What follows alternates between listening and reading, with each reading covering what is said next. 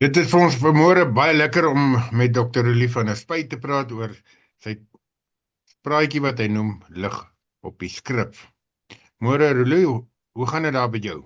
Môre Willem, ja, dit gaan goed, baie dankie. Bietjie koud hier so by my. Nou ja, jy moet vir ons vertel, waar is jy, want ons kry definitief nie koud op hierdie stadium nie, of nie so baie koud nie. Ja, luisteraars, ek is in die noordelike halfrond vir 'n begin. Midde-Ooste kan mens maar sê. En meer spesifiek dan eintlik die oud republieke van Rusland, so hierdie stamrepublieke. Ek is nou in een van hierdie stamrepublieke besig om 'n vertaling te kontroleer. Ek gaan nou in een land en dan vlieg ek nou so oor 'n paar dae weer na die volgende land toe, dan is ek nou weer daar besig. So ons werk gewoonlik so, ek werk die hele jaar lank met 'n vertaalspan en dan teen die einde van die jaar gaan ons nou fisies na die mense toe saam met 'n konsultant of ek is die konsultant afhangende van wat die situasie is, en ons kontroleer dan finaal daardie boek of boeke of gedeeltes sodat dit afgetik kan word en gereed is vir publikasie. So eintlik doen jy nou in teenwoordigheid van jou span wat jy die hele jaar doen. Jy's 'n Bybelvertaal konsultant en nou doen jy dit net saam met jou span, waar die res van die jaar doen jy dit met internet en ander tegnologie, meestal maar seker Zoom. Ja, dis korrek, ja, dis presies 100%. Roelie, waarmee is julle besig op die oomblik? Ja, weet julle, die vertaalspanne is baie keer baie aktief. Volgende week se span gaan ons dan van Jesaja 40 af kyk, so 'n paar hoofstukke wat baie interessant is en baie moeilik is, want dit is net poëtiese gedeeltes. Ons gaan ook Handelinge kyk wat nie moeilik is nie, en dan gaan ons na Exodus kyk, amper die hele boek Exodus. En wat interessant is daar is van die praatjies wat ek al gemaak het oor die hoëpriester en sy kleredrag en sulke goed, dit is wat ons vertaal het, wat ons nou daar gaan kyk.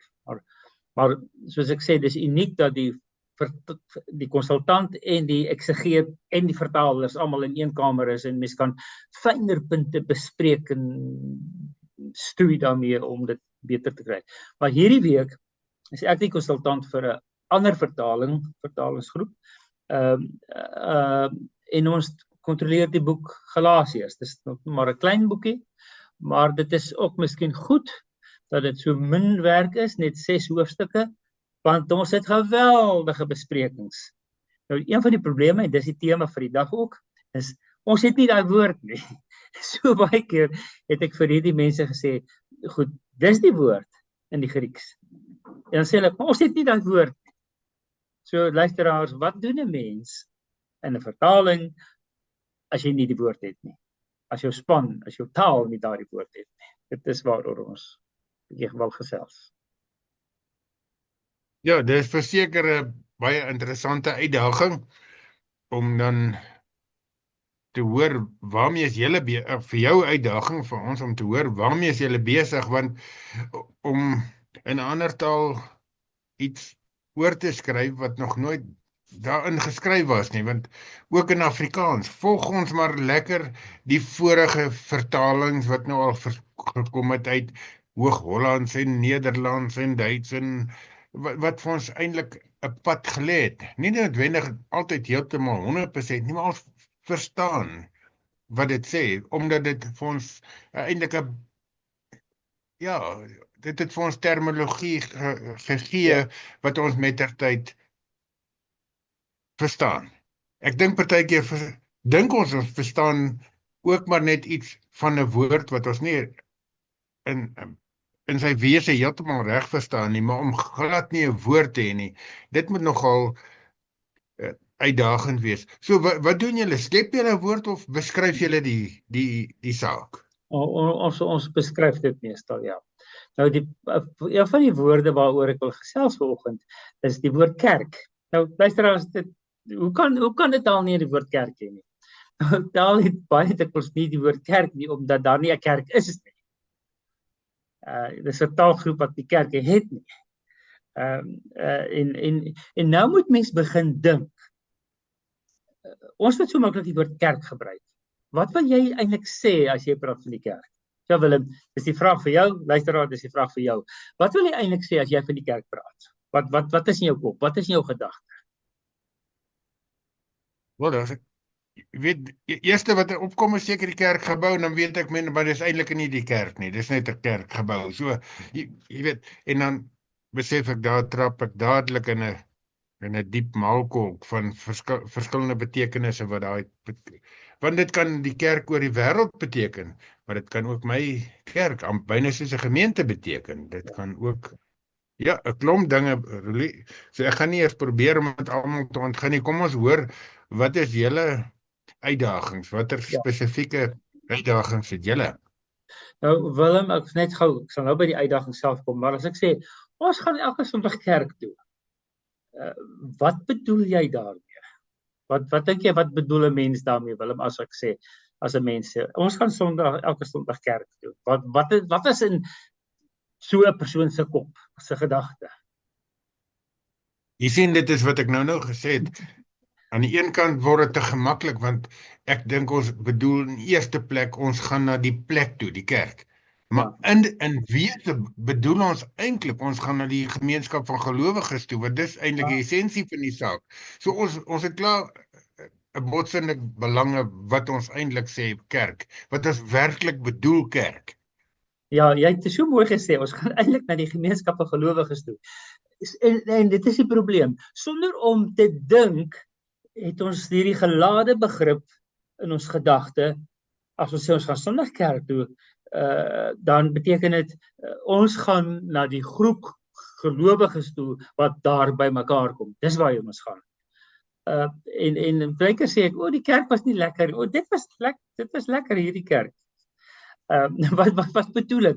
Bedoel, ek as gelowige is aangespreek deur die woord van God saam met ander gelowiges waar ons saam gesit het, vergader het. So dit is nogal baie, as ek sê, ek het van daai kerk gehou. Ons is nou by 'n vreemde kerk. Ek het van daai kerk gehou. Ja, dit wys jou net, mense, dis amper 'n probleem as mense 'n woord het, want dan dink jy nie wat beteken die woord nie. Ja. Ja, en op pad kerk toe ry ons by 'n ander kerk verby. Ek dink as jy op die pad kerk toe, by 'n ander kerk verby ry, dan ry jy dalk by die gebou verby, maar is interessant in daai een sin, ek is op pad kerk toe, ry ek by 'n ander kerk verby. Ek is op pad kerk toe, dis nie die gebou waar jy gaan nie, dis na die erediens waar jy gaan, maar jy ry by 'n kerkgebou verby, en jy gebruik dieselfde woord vir die twee verskillende begrippe. Ja, baie goeie voorbeeld. Ja, so as ons nie 'n woord het nie, dan miskien is dit daarom baie nodig dat ons hoor wat julle te doen het, dat ons net weer vars nie dink oor die begrippe van woord wat ons sommer so goedsmoeds gebruik, dat ons miskien meer bewus is van wat ons eintlik bedoel, of behoort te bedoel, behoort te sê in ons woorde. Behoort te dink, as ons die woord gebruik. Ja, laat ons by die essensie van die saak uitkom, want miskien plat ons dit byna af deur net te verwys na gebou in plek van na die gemeenskap van gelowiges, jy weet, so laat ons nie die twee van die baie sake nie op die laer vlak bly konsentreer van die gebou byvoorbeeld, en nie opskuif na iets wat meer wesentlik is, en veral ons gelowiges, die gemeenskap van die gelowiges. So Roelie, jy het nou uitgevind, jy het nie 'n woord in die taal wat jy mee werk. Nou, hoe het jy dit uitgevind? Wat het jy vir hulle gesê? Soos ek nou sê, ons het die boek Galasiërs vertaal, of ek moet sê, goed, luister, as net so 'n voetnoot, as ek praat van ons het die boek vertaal, beteken dit nie ek het hom vertaal nie. Dit beteken, ek was instrumenteel om te help dat 'n span plaaslike vertalers die Bybel in hulle eie taal vertaal. En dit is dan my werk om te kontroleer teenoor die Grieks of die Hebreëus, dat daardie vertaling wat hulle dan gemaak het, korrek is volgens die Grieks en Hebreëus. alhoewel die meeste van hulle nie Grieks en Hebreëus kan lees nie, daar is wel sommige, lees hulle dan verskillende Russiese vertalings of Turkse vertalings of Farsi, Iranese vertalings, afhangende van watter ander taal hulle magtig is, lees hulle dan van die omringende vertalings, wat hulle magtig is, om dit in hulle eie taal te vertaal, maar ek en my kollegas is verantwoordelik om te kontroleer dat dit wat hulle op die ou end skryf 'n goeie weergawe is van die oorspronklike Grieks. En dit het ek nou moes doen en is ek besig om te doen in die boek Galasiërs. So kom ons lees dan so 'n paar verse uit die boek Galasiërs. Luisteraars, as julle Galasiërs wil oopmaak, doen dit gerus saam met ons, want ons gaan net uit Galasiërs 'n paar versies lees. Ja, Willem, begin asseblief vir ons lees vir ons Galasiërs 1 en 2, want dis nou Paulus wat nou aan die Galasiërs skryf. Nou die vraag is, wie is die Galasiërs? Watter Galasiërs skryf hy aan? En dan kry ons al klaar die vraag en die probleem in 'n sekere sin. Galasiërs 1 vers 1 van Paulus, 'n apostel en van al die broers wat by my is.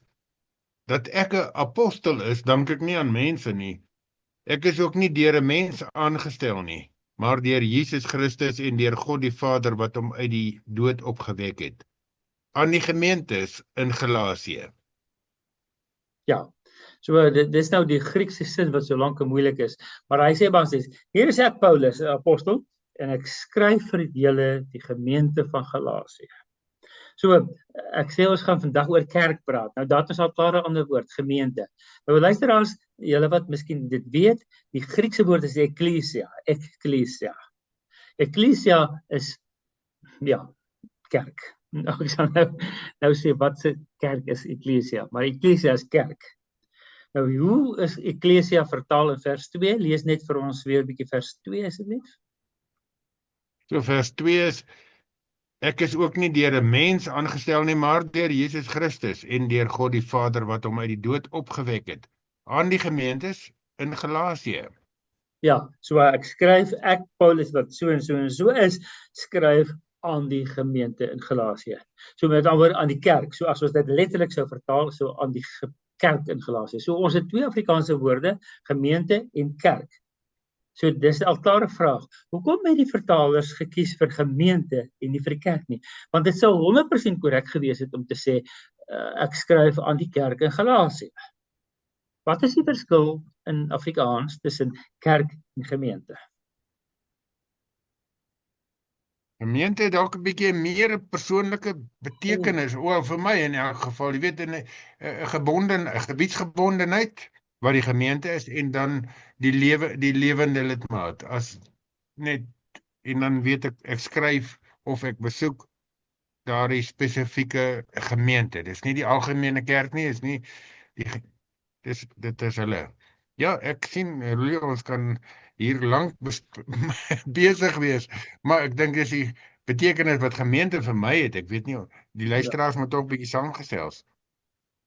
Ja, en dit is eintlik hoekom die vertalers dan geskryf het gemeente, want hulle was dalk bang dat die fokus nie op die regte aspek van die kerk is nie. En gemeente is gemeente, goed, en nou kom ons by die punt. Gemeente is 'n groep gelowiges wat by mekaar kom in 'n gebou wat ons die kerk noem, as ek dit so verstaan. So, hierdie taal wat ek mee werk dan, op hierdie stadium, het nie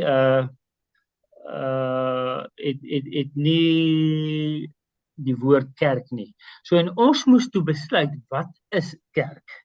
En soos ek so pas gesê het, kerk is 'n groep mense wat Jesus volg, of wat in Jesus glo, wat by mekaar kom om God te dien.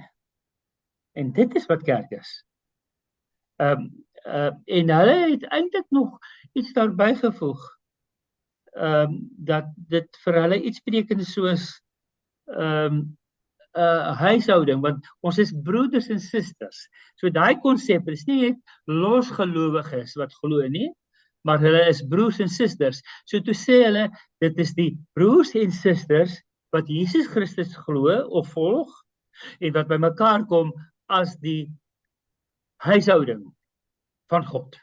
Dit is letterlik hulle sinnetjie, hulle frase vir die vertaling van die woord eklesia. Ek wil daarby voeg en sê wesentlik daarvan is sekerlik dat dit op 'n gereelde basis is, want dit veronderstel ook, jy weet, en as jy dit nie as jy die hele sin wil klaarmaak, moet jy iets daarvan sê, want dit is nie 'n groep wat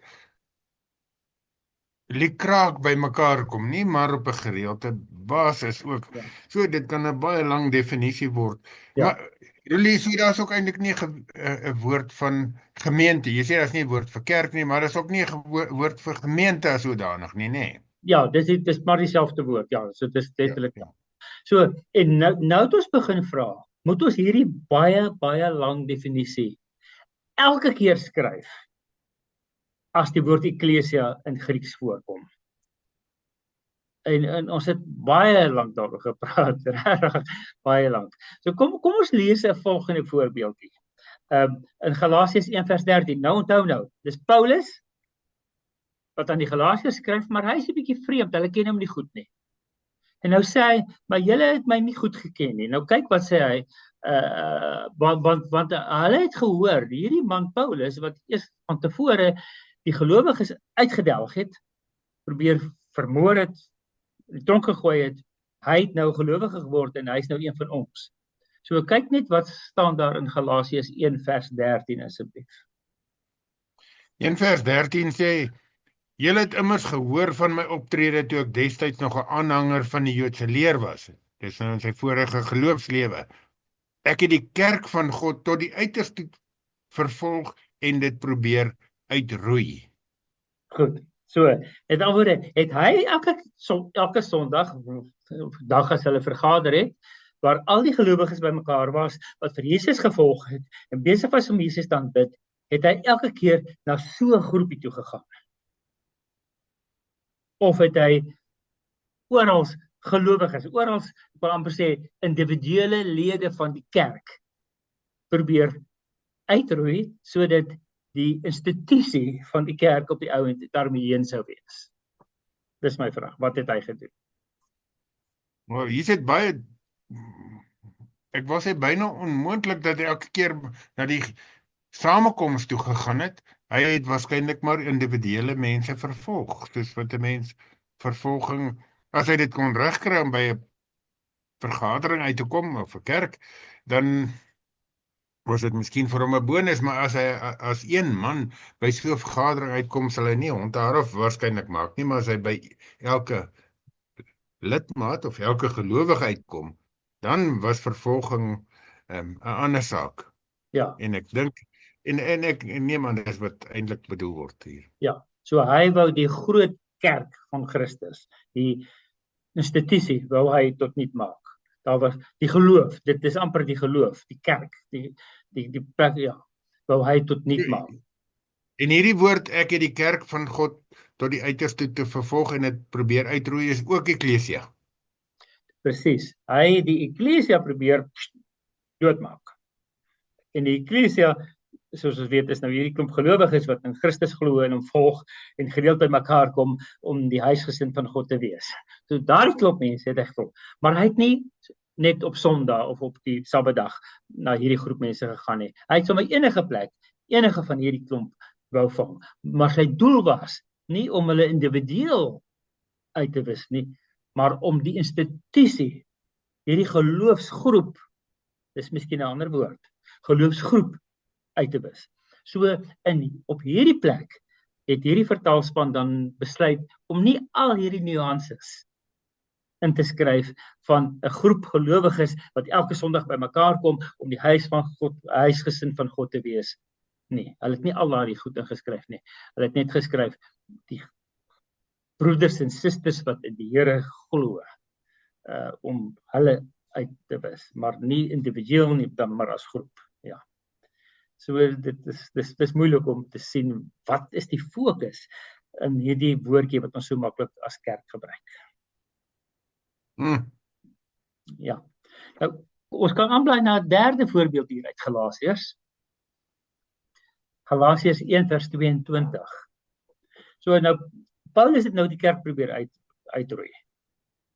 So hy was nie bekend aan hulle nie. Hulle het net geweet van hierdie slegte ou. En nou wil hy deel word van die kerk, maar hulle het hom nie geken of vertrou nie. So kom lees net 'n bietjie vir ons Galasiërs 1 vers 22.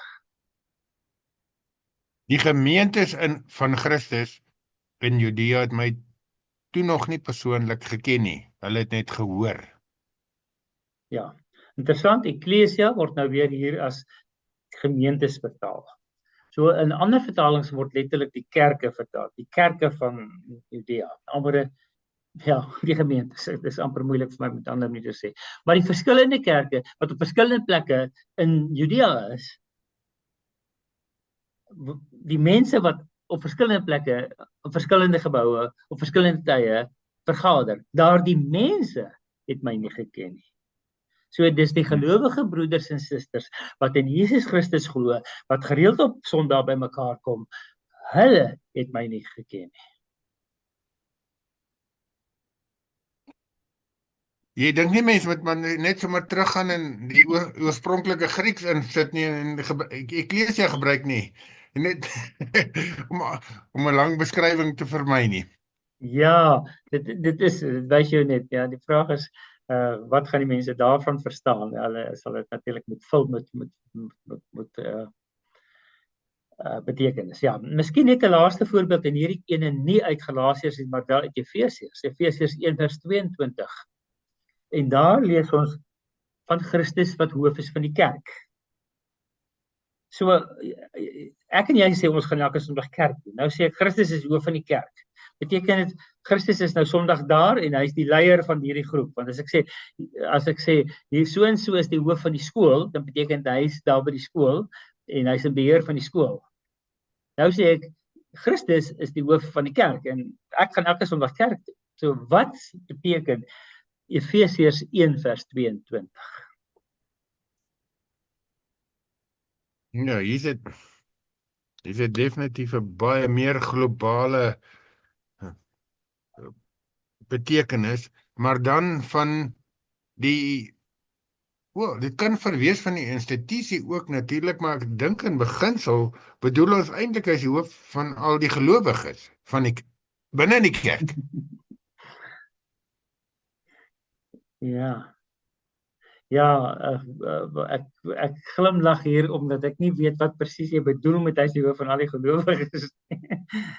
Verstaan nie presies wat jy wil sê.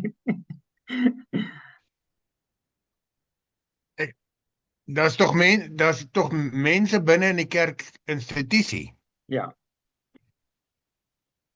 En hy's eintlik nie die hoof van die institusie nie, dan is ons byna soos die hoof van die kerk is Christus. Maar ons bedoel eintlik hy is hoof van die mense. Hy's nie as ons kerkvergadering hou kom hy nie as voorsitter daar sit nie. Alhoewel hy is ook. Ja, Roelie, jy het ons hierso. Ja, so maar dis reg. Die Bybel sê hy is die hoof van die kerk.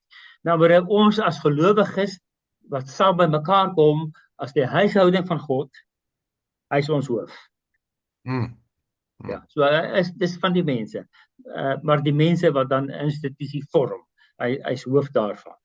Maar dis nie 'n onpersoonlike institusie nie, dis 'n lewende institusie wat bestaan uit broeders en susters wat glo en 'n nuwe fellowship, gemeenskap, huishouding vorm om saam die gesin, die huishouding van Christus te wees en hy is die hoof daarvan. Ja, dit wys net hoe geweldig gelade is hierdie woord ekklesia in elke verskillende konteks wat in fokus is. En ja, luisteraar, ek weet nie of jy ooit aan al die aspekte gedink het nie, maar as 'n vertaler, vertaalkonsultant, kom ek dikwels voor vrae soos hierdie te staan. En dan moet ons dit bespreek en besluit watter aspek is in fokus in hierdie spesifieke vers. Roelie, sommer net so op die, miskien as jy begin klaarmaak, hoe beleef julle dan dat die Here julle lei oor so 'n saak? Want julle beredeneer dit tog tegnies, dat dit moet reg wees, dat die betekenis werklik klink klaar, so duidelik as moontlik deur omskrywing, of maar nie te lank nie, moet weergegee word so goed as wat elkeen dit ook verstaan, want ek neem aan partykeer gaan gelowiges ook met mekaar verskil, as daar kerk of gemeente staan, gaan ook verskillende mense verskillende nuances, betekenisse aan so 'n woord. Hoe beleef julle dan dat die Here vir julle lei om op 'n spesifieke metode, beskrywing, wat ook al jy dit noem, weet nie, taal, manier, hantering te kom? Ja, nou laat ek gou die proses verduidelik en dan sal ek die vraag antwoord, nee. Goed, gewoonlik sit 'n vertaler by hom of haarself, lees verskillende vertalings en vertaal. Dan word daardie vertaling deur die groepslede, die spanlede gekontroleer. Hulle lees mekaar se vertalings, maak notas in die teks en die teks word 'n bietjie verbeter. Dan kom die eksegeet en lees weer bestudeer hierdie teks, skryf notas in en bestudeer die teks dan agterna met hulle. En dan, as dit alles reg is, dan lê die teks gewoonlik 'n tyd lank en dan as die konsultant kom, dan lees hulle weer daardeur, maak dit gereed vir die konsultant wat kom. En as ek as konsultant dan daar is, dan doen ons dit weer 'n keer. en elke keer word dan so 'n woord bespreek. En baie keer voel mens nooit gelukkig nie die eerste, die tweede of die derde ronde, wat ook al nie. Maar elke keer as dit weer bespreek word, dan leer ons eintlik iets. En hulle het my eintlik gespot vandag en gesê, "Sjoe, dit was 'n duur sessie hierdie, want jy vlieg van ver af, ons betaal jou kaartjie en ons het amper niks verander in ons vertaling nie. Maar ons het baie goeie besprekings gehad." Toe sê ek wel ja, maar ek dink ons het baie gegroei in ons kennis, in ons volwassenheid oor wat die skrif bedoel met die woord eklesia. En so glo ek die Gees van God lei ons dan om te groei en 'n beter verstaan te kry oor wat bedoel word met die woord in die algemeen, in totaliteit is die woord wat ek gebruik, in totaliteit. En watter aspekte in fokus is in 'n spesifieke vers. En ek dink die Gees van God maak ons wyser om meer insig te kry, om die regte keuses te maak. En ons groei, ons skaaf mekaar as gelowiges en ons bou mekaar as gelowiges op om na sy toe kom. En almal het na vandag se besprekings gesê, "Sjoe, ons het baie geleer vandag." En hulle het nou al hierdie woorde baie lank gelede vertaal. En na nog 'n ronde se bespreking het hulle weer gesê, "Jo, ons het vandag baie geleer oor wat die kerk eintlik is." Ja. So ek glo die Heilige Gees lei ons deur hierdie hele proses om so goed as moontlik 'n woord te kan kies, 'n frase te kan kies, om dit weer te gee wat God bedoel het in sy skrif met die woord dan vandag of vanoggend spesifiek. Eklesia. Roelien, as jy nou daaroor dink, as jy nou, ek weet jy gaan nou aftree of byna daar, jy moes al, maar sou jy die geleentheid of sou iemand anders die geleentheid om oor 'n klompe jaar weer dieselfde deel te vertaal? Dink jy daar gaan veranderinge wees? 10-1, ja, omdat hierdie al nou 'n basis gelê het van 'n verstaan wat geïnspireer is en miskien na 'n klompie jare daai verstaan nou 'n basis geskep vir 'n beter verstaan, vir 'n groei in die geloof, in die insig. En definitief oor jaar of 10, as daar weer 'n vertaling gemaak word, gaan daar aanpassings gemaak word. Ek reken nie die hele term gaan uitgegooi word soos ons hom bespreek het nie, maar tog dink ek daar gaan tog aanpassingkies gemaak word. En die ander moontlikheid is dat die groep gelowiges vir wie ons vertaal, dat hulle ook ryper word en dat ons dalk 'n ander woord kan gebruik wat 'n aspek bevestig wat ons nie aangedink het nie. Hulle het 'n woord soos 'n woord organisasie, hulle het so 'n woord wat hulle gebruik. Maar hulle wil nie die woord organisasie vir die kerk gebruik, vir die fellowship gebruik nie. Hulle voel dit is te formeel en dit te veel van 'n besigheidskonsep. Maar miskien na 'n klompie jare het hulle agtergekom die kerk is 'n organisasie in daardie opsig en dat hulle dalk daai woord kan begin gebruik of miskien kan daai woord groei onder die gelowiges omdat dan nie 'n spesifieke woord is nie, kan hulle dan die woord organisasie begin gebruik in die plek van waar ons die woord gemeente gebruik. Nou dis maar 'n voorbeeld waaraan ek dink. Ja, natuurlik, sonder om te veel op te gaan. Die taal groei ook natuurlik net soos ons eie taal. So Ja. die taal gaan ook nog groei en ontwikkel, meer moderner word waarskynlik. En so dan gaan hulle dalk met 'n jonger geslag wat hulle ook moet akkommodeer, inkorporeer in daai vertaling. So daar's 'n klomp goed wat kan gebeur en dit beteken nie daar word gepeter aan die betekenis van die vertaling nie. Dit beteken eintlik dit word wroging, as dit sodanig is, of 'n stryd om die beste vertaling moontlik vir die koninkryk van die Here op die tafel te sit. Al beteken dit ook jy verander 'n woord op die oorspronklike vertaling. Nee, daar's nie ooit by jou 'n belewenis gewees dat iemand iets vals wou voorstel deur 'n woord te verander nie. Nee, glad nie. Nee. Elke keer wat daar 'n woord, 'n konsep, 'n frase verander is, wil mense dit doen om dit beter te maak.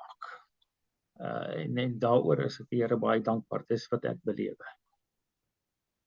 Ja, Roelie, jy's daar ver in naby die ou Rusland of nog steeds Rusland en ons hoop en bid dat die Here ook vir jou daar voorspoedig sal gebruik. Jy sal miskien volgende week weer vir ons van daai gebied af met ons praat. Dit is wonderlik dat ons sommer daar terwyl jy daar lekker koud kry en ons hier in die warmte sit met jou kan praat. Baie seën ook vir jou werk. Miskien 'n laaste woord oor vandag het jy gesê ons het nie daardie woord nie en jy het gesê die woord wat jy van praat is kerk in daardie taal wat jy praat. Dis so Turks-Russiese verwante taal, is ek reg? Dis korrek, ja. Ja. En miskien kan jy vir ons eendag vertel wat daar gebeur het. Kom ons sluit af en vertel vir ons wat beteken hierdie hele bespreking dan vir julle oor die woord kerk. Weet jy, ek het dit al reeds so 'n bietjie genoem. Dis eintlik ongelooflik. Ja, luisteraar, ek weet nie of jy al baie lekker Bybelstudie was nie. Bybelstudie wat jy regtig iets geleer het. En dit voel amper vir my of elke dag 'n lekker Bybelstudie is. Bybelstudie is wat ons geweldig baie by leer. En dit is genade om so werk te kan doen, wat jy so kan groei in die woord elke oomblik wat jy met die werk besig is. Luisteraars, ek bid dat jy self ook so mag stoei met die woord. En daaroor sê ek altyd, lees verskillende vertalings. En die feit dat daar verskille in vertalings is, wys jou hoe mense gestoei het om die vertaling beter te maak. En as die nuutste woord nie vir jou lekker is nie, dink 'n bietjie aan hom. Daar was 'n rede hoekom hulle daai nuwe woord gekies het. Mag jy groei in jou Bybel lees, in jou liefde vir die woord, in jou verstaan van die woord, in jou kennis van die Here. Seën vir julle. Baie dankie Roelie, baie seën vir jou. Ja, sommer net so, al is jy ver, dan kan iemand nog steeds vir jou boodskap stuur. Ja, my WhatsApp werk natuurlik oral. Dis nie 'n probleem. En jou nommer is 074 419 8353. Baie dankie. Tot 'n volgende keer. Totsiens. Seën.